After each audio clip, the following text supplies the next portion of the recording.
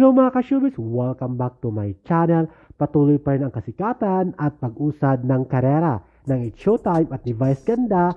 Especially, nasa national TV na sila with GMA Network. Kaya naman, congratulations!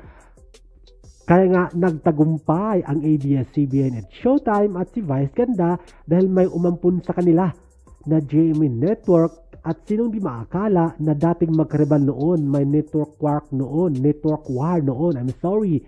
ay ngayon ay magkakasama na sa isang network ang It's Showtime na sa GMA na, National TV at kasabay ng kasikatan. At kasabay naman si Christopher Min sa pambabatikos at pangungutya kay Vice Ganda na isang daw bakla, halimaw, masamang ugali, mayabang dahil noon pala ay nanonood na pala si Christopher Min sa comedy bar na pinagtanghalan ni Vice Ganda at mahilig daw manlait ng tao at naiinis si Christopher Min. Kaya naman hanggang ngayon dadala niya ang galit at inis niya kay Vice Ganda. Kaya naman parang kinukurs niya ngayon si Vice Ganda at ang Showtime. Bakit daw nasa GMA Network na ang It's Showtime? Hindi daw karapat-dapat si Vice Ganda at ang buong team, sabi ni Christopher Min.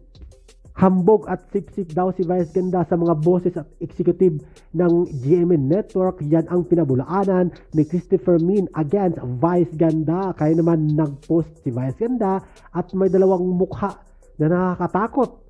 At talagang pinabulaanan niya at pinahiwatig niya na ang dalawang yun ay si Christopher Min at si Romel Chica. Hindi na ba matapos-tapos ang hidwaan at galit ni Christopher Min kay Vice Ganda? Ano kaya ang masasabi ninyo? Ito ba ay course o kino-course niya si Vice dahil natagumpay pa rin sa kabila ng pagsubok at problemang pinagdaanan ng It's Showtime ay nanatili matatag at yun nga may umampun sa kanila, tinanggap sila ng GMA Network ng buong buo at napanood na at mapanood na sa national TV sa buong Pilipinas at sa buong mundo na rin sa mga Pilipinong OFW. Kaya naman mga ka-showbiz, sino ba ang tama at mali? Sino ba ang kakampihan ninyo? Saan ba kayo dadapig? Kay Vice Ganda o kay Christopher Min? Sino ba ang nasa katarungan? Sino ba ang nasa tama? Bakit laging nangungutya at namabatikos si Christopher Min kay Vice Ganda? O si Vice Ganda ba ang masamang ugali o mayabang? Kaya naman please comment down below kung sino ang tama. Sa tingin nyo kung sino? Si Vice Ganda ba o ang sikat na kolumnistang si Christopher Min?